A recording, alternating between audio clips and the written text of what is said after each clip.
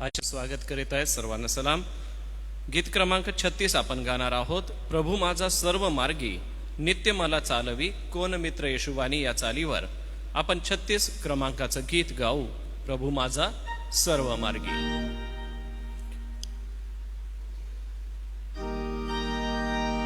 प्रभू माझा सर्व मार्गी नित्य मला चालवी, वात्सल्य प्रीती तयाची मनमनी मी वागवी. दिव्य शांती सौख्य तृप्ती त्यामध्येची मिळते. कष्ट त्रास येऊ जरी पुरविल तो शक्ती. प्रभू माझा सर्व मार्गी राही मज संगती. चूकतो मी मार्गी जरी तरे मज सावरे. जीवनाचे अन्न पाणी पुरवी सदा मला. प्रस्तरातून उपाळे हर्ष जरा पाहिला. प्रभू माझा सर्व मार्गी आहा प्रेम पूर्णता. पित्याच्या गृहीले तेथे पूर्ण तृप्तता. आत्मा तेव्हा माझा करी अमरत्व परिधान. प्रभुनेच चालविले गात राहू हेच गान. आजच्या सकाळचं मनन सन्मान्य रेव्हरंड सॅमसन जयकर पाळक साहेबांकडून आहे. येणाऱ्या मननासाठी प्रार्थना करूया. हे दयाळू दयाधन परमेश्वर पित्या, आजच्या सकाळसाठी आम्ही आभार मानतो व आजचा हा दिवस तुझ्या पवित्र हातामध्ये आम्ही नव्याने समर्पित होतो तुझी मंजूळ वाणी ऐकण्यासाठी. प्रभू, आम्ही आतुर झालेलो असताना आज तुझ्या प्रिय दासाकडून तू आम्हाशी बोल व तुझा पवित्र निरोप आम्हाला कळीव. आम्ही रेव्हरंड सॅमसन जयकर पाळक साहेबांसाठी आभार मानतो. त्यांच्याद्वारे होत असलेल्या सेवा कार्याला दे बापा तू आशीर्वादित करीत आहे. सेवेचा प्रदीर्घ अनुभव त्यांच्या पाठीशी असताना त्यांच्याकडून येणारं पवित्र वचनाचं मनन चिंतन आमच्या आत्मिक जीवनाला एक मार्गदर्शन ठरणारं व वचनानुसार ऐकून त्यानुसार जीवन जगणारं असं होण्यास तुझी कृपा आम्हाला पुरवू. तांत्रिक अडचणीपासून रक्षण दे.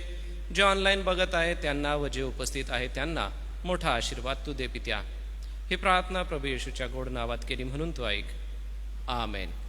ऑनलाईन पाहणारे प्रियजन आणि उपस्थित वडील मंडळ सगळ्यांच्या वतीने मी रेव्हरंड सॅमसन जयकर यांचं स्वागत करतो आणि सेवेसाठी त्यांना पुढे आमंत्रित करतो.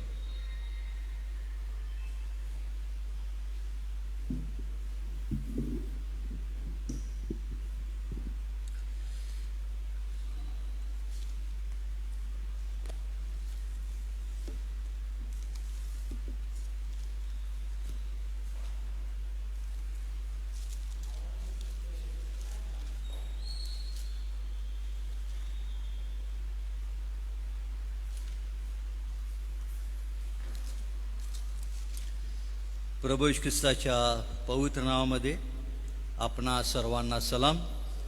देवाचे आभार मानू, त्याला आपण धन्यवाद देऊ. पुन्हा एक वार त्याच्या दयेने त्याच्या कृपेने थोडा वेळ त्याच्या पवित्र वचनाच्याद्वारे मनन चिंतन करण्याची मौल्यवान संधी देवबापाने आज आपल्याला उपलब्ध करून दिली. त्याबद्दल परमेश्वराला धन्यवाद देऊ. मिळालेल्या संधीबद्दल मी सुद्धा देवाचे आभार मानतो. पाळकसाहेबांचे सुद्धा मनापासून आभार मानतो. काही दिवसांपासून आपण परमेश्वराच्या स्तुती गाण्याबद्दल आपण थोडक्यामध्ये मनन चिंतन आपण करीत असताना आज पुन्हा एक वार त्याच टॉपिकवर महत्त्वाचं भर आपण देणार आहोत. आणि म्हणून स्तोत्र 95 हा शास्त्रभाग आहे. आणि या शास्त्रभागामध्ये उपकार स्मरण करण्याविषयीचं गीत वर्णन केलेलं आहे. आणि यामध्ये स्तोत्रकर्ता असं म्हणतो, स्तोत्र 95, याहोया आपण परमेश्वराचा जय जयकार करू, आपल्या तारणदुर्गाचा जय जयकार करू.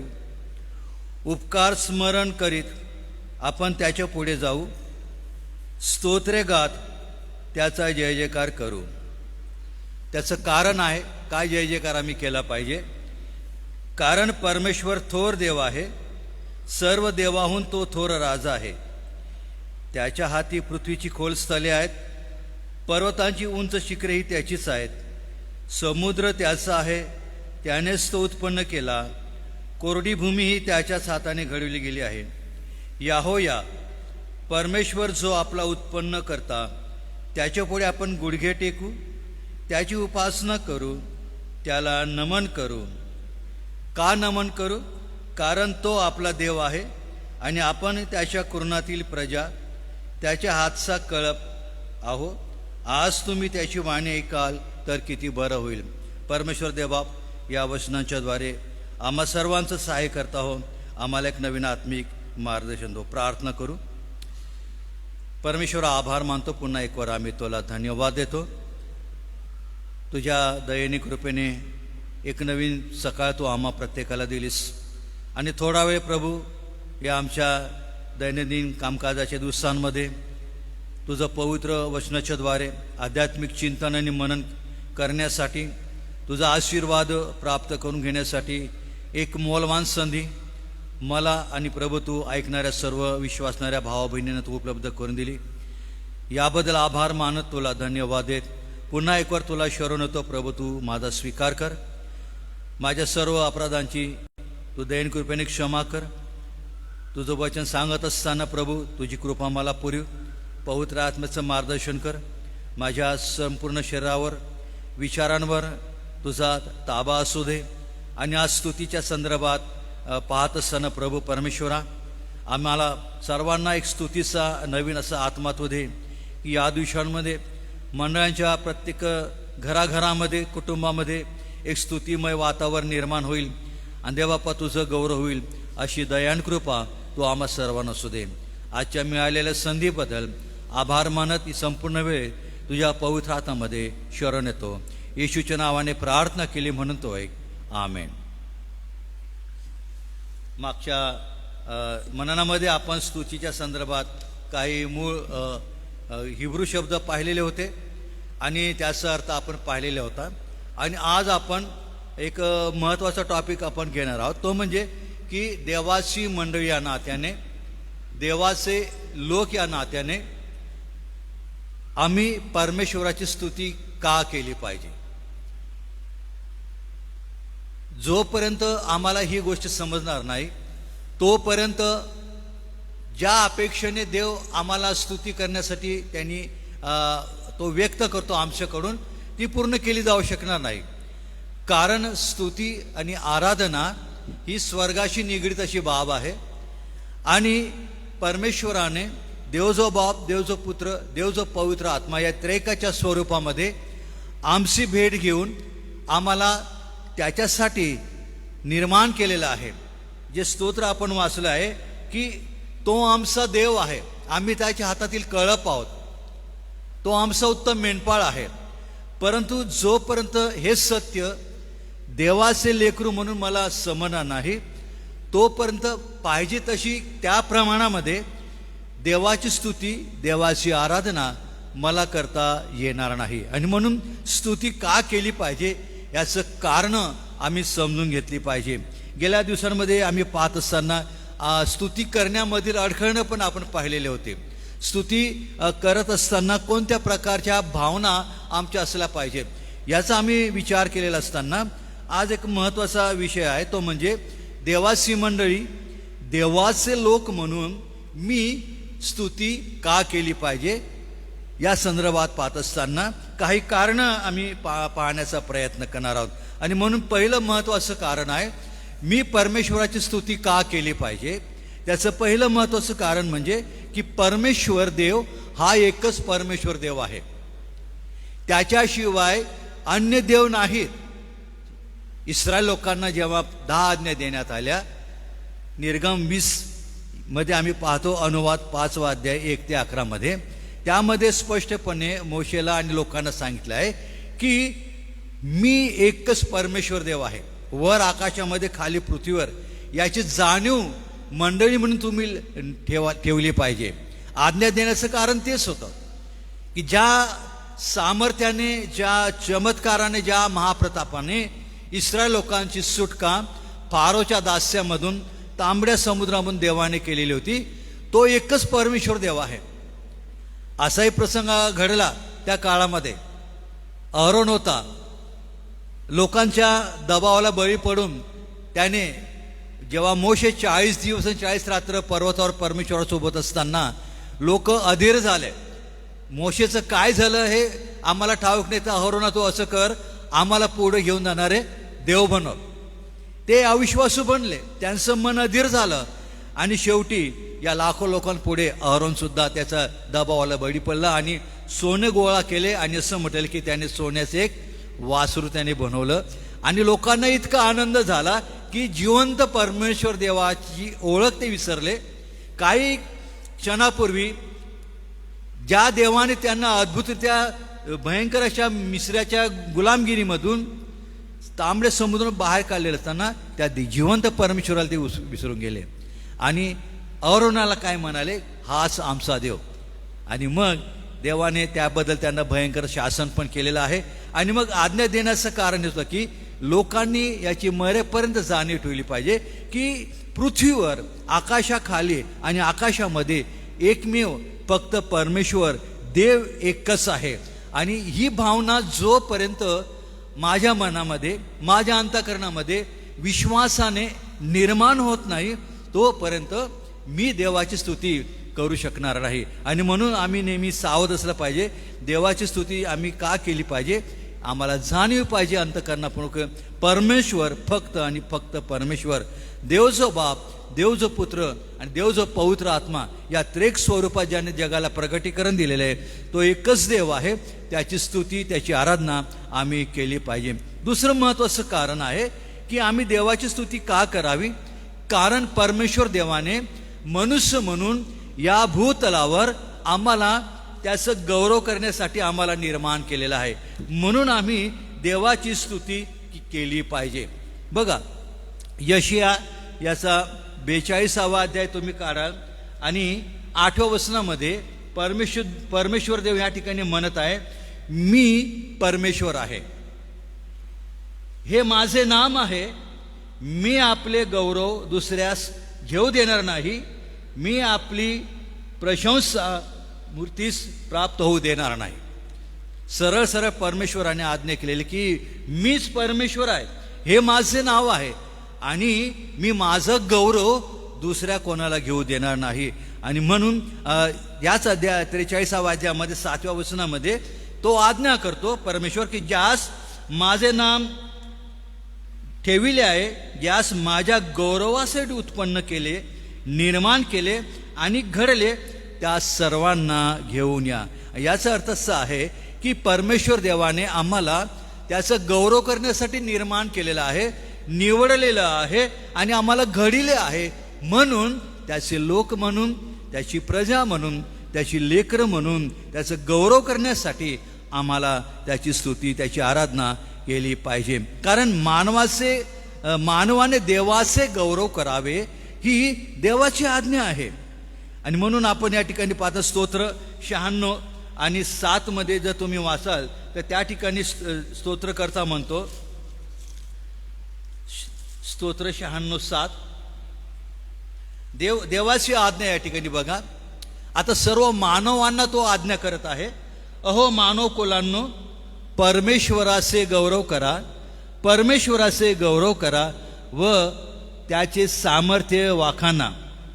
स्पष्टपणे आज्ञा केलेली आहे. कोणाचं गौरव केलं पाहिजे? परमेश्वराचं आम्ही गौरव केलं पाहिजे, कारण त्याच्यासाठीच आम्हाला निर्माण करण्यात आलेलं आहे. ही परमेश्वर देवाची आज्ञा आहे.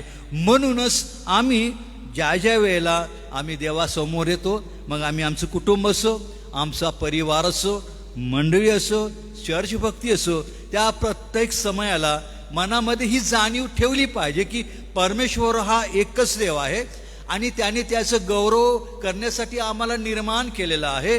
ती देवाची आज्ञा आहे की आम्ही त्याचं गौरव केलं पाहिजे. म्हणून आम्ही परमेश्वराची स्तुती आणि आराधना केली पाहिजे. आणखी महत्त्वाची गोष्ट, आम्ही जीवन जगत असताना पुष्कळदा काय होतं की सैतानी अडखळणं, सैतानी बंधनं, जेव्हा जेव्हा आपण स्तुती आराधना करतो, प्रार्थना करतो, या सर्वांच्या माध्यमातून ही सर्व सैतानी शक्ती, बंधनं किंवा अडखळणं नष्ट होतात किंवा दूर केली जातात. म्हणून आम्ही देवाची स्तुती केली पाहिजे, देवाला आम्ही धन्यवाद दिला पाहिजे. पुष्कळदा जीवन जगत असताना आमच्या कुटुंबामध्ये, परिवारामध्ये, मनामध्ये चिंतेचे अनेक प्रकारचे प्रश्न निर्माण होतात. काय करू काय नाही असा प्रश्न निर्माण होतो. कधी कधी आम्हाला देवापासून दूर नेणाऱ्या अशा अद्भुत अशा ज्या दुष्ट शक्ती आहेत त्या आम्हाला देवापासून दूर घेऊन जायचा प्रयत्न करतात. अशा वेळेला जर आम्ही आमच्या आत्मिक जीवनामध्ये जागृत राहिलो, सतत आणि सतत प्रार्थना, स्तुती, आराधनेमध्ये आम्ही राहिलो, तर असं म्हटलेलं आहे की त्याच्याद्वारे देव सैतानी बळ नष्ट करतो, शक्ती नष्ट करतो आणि देव आम्हाला त्याची शांती, समाधान आणि आनंद देत असतो. आणि या ठिकाणी आम्ही पाहतो एक उदाहरण आहे, यरीहो शहराचा तट हा कसा कोसळला. तो फार मोठा अद्भुत चमत्कार आहे, फार मोठा. कोणत्याही प्रकारे युद्ध न करता, कोणत्या प्रकारे तो तट जमीनदोस्त न करता, मानवी हस्तक्षेप न होता, दैवी हस्तक्षेपाने तो तट जागच्या जागी का कोसळला? कारण मुख्य याजक आणि मंडळी इस्रायल लोकांनी काय केलं होतं, त्या यरुशलेमच्या यरीहोच्या तटाभोवती फक्त स्तुती आणि आराधना, देवाचा जय जयकार करत 7 दिवस, 7व्या दिवशी जेव्हा घोषणा करण्यात आल्या, स्तुती आराधना करण्यात आली, त्याच वेळेला देवाचं सामर्थ्य प्रगट झालं आणि त्या यहोशा पुढे जे मोठं अडखळण होतं ते नेस्तनाबूत करण्यात आलं आणि यरीहो तो जिंकण्यामध्ये आलेला आहे. आणखी एक महत्त्वाचं उदाहरण आम्हाला पाहायला मिळतं, जेव्हा देवाचे 2 दास प्रेषितांच्या कृत्यामध्ये आम्ही पाहतो 16व्या अध्यायामध्ये 25 ते 26 वचनामध्ये पौल्स आणि सिला हे कुठं आहे?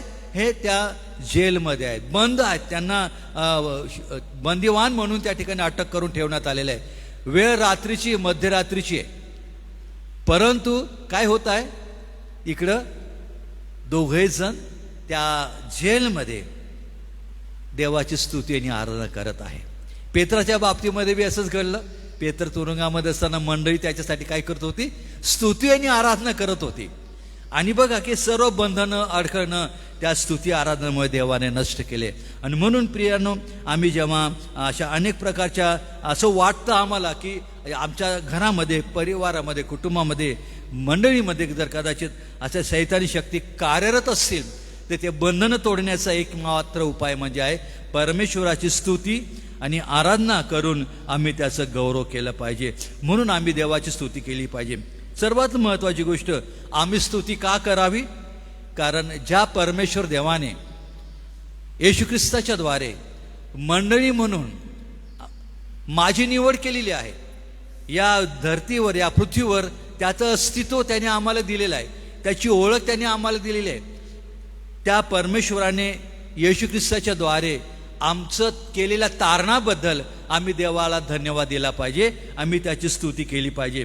स्तोत्रसंहिता याचा 96वा अध्याय आणि 2ऱ्या वचनामध्ये या ठिकाणी असं म्हटलेलं, देवाचं वचन असं म्हणतं, पहिली 2 वचनं, परमेश्वराचे गुणगान नवे गीत गाऊन करा, हे सर्व पृथ्वी परमेश्वराचे गुणगान कर, परमेश्वराचे गुणगान करा, त्याच्या नावाचा धन्यवाद करा. आणि त्याच्या पुढे फार महत्त्वाचा शब्द आणखी आलेला आहे, त्याने केलेल्या तारणाची घोषणा प्रतिदिवशी करा. होय, जे तारण, जी मुक्ती येशू ख्रिस्तामध्ये देवाने त्याच्या पवित्र रक्ताच्या द्वारे मंडळीला विकत घेतलेला आहे, आमच्या अपराधांची क्षमा करून त्याचं तारण, त्याचं सार्वकालिक जीवन, जे स्वर्गीय आशीर्वाद त्याने दिलेले आहेत, त्या सर्व गोष्टींबद्दल, तारणाच्या आशीर्वादाबद्दल आम्ही देवाला धन्यवाद दिला पाहिजे. एक दिवस नाही, फक्त बाप्तिस्मा होतो तेव्हाच नाही, किंवा काही वर्ष नाही, तर या ठिकाणी स्तोत्रकर्ता म्हणतो की त्या तारणाची घोषणा कशी करायची?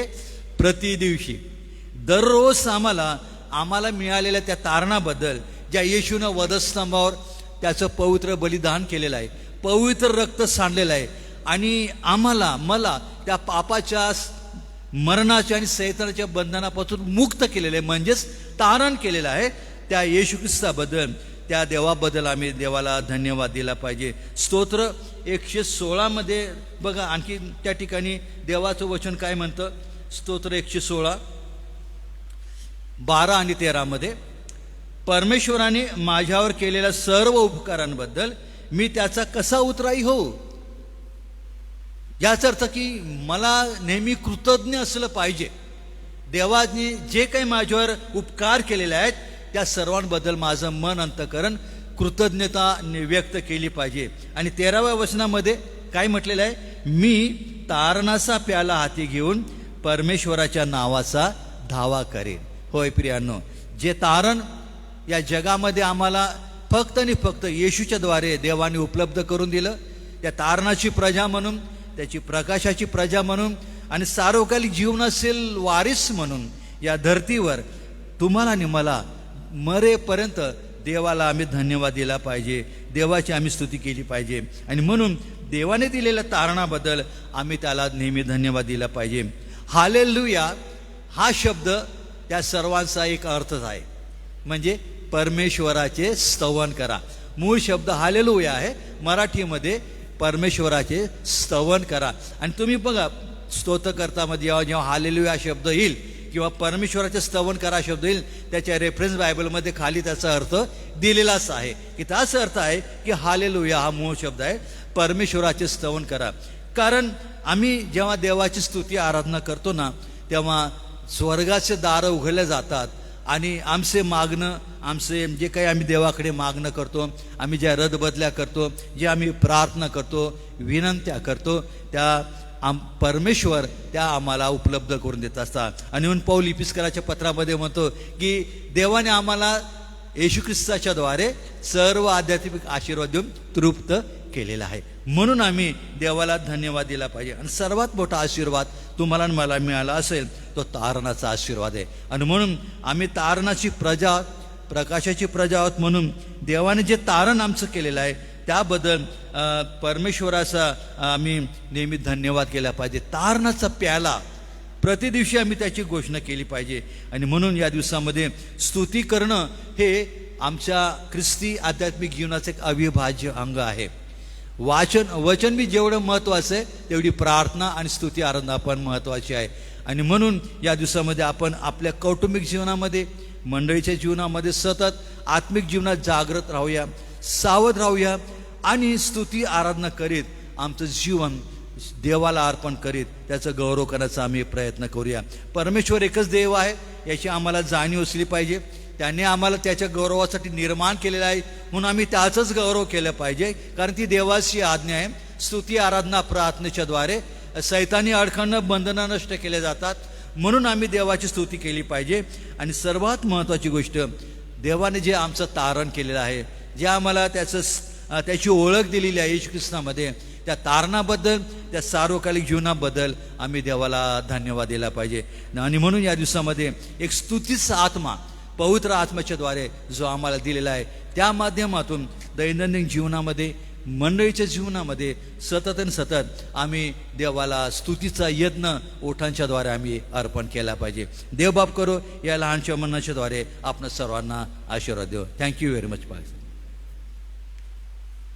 प्रियांनो, फारच मार्मिक आणि आमच्या अंतःकरणाला स्फूर्ती देणारं हे देवाचं पवित्र वचन आम्हाला कार्य करण्यासाठी, आमच्या विश्वासाला बळकटी देण्यासाठी हे अद्भुत असं पवित्र वचन आज आमच्या कानी पडलेलं आहे.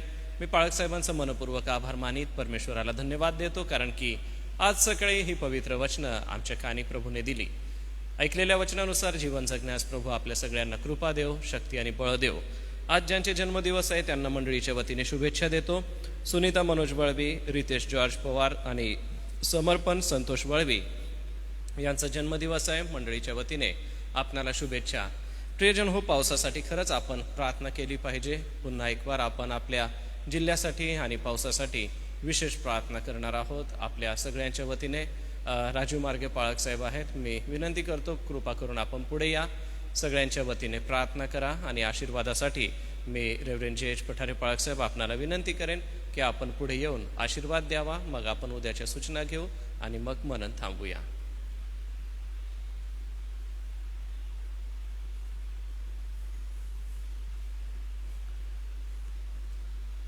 प्रार्थना करू. आकाश आणि पृथ्वी यांच्या गौरी दिवपाच पुन्हा आम्ही तुझी स्तुती करतो.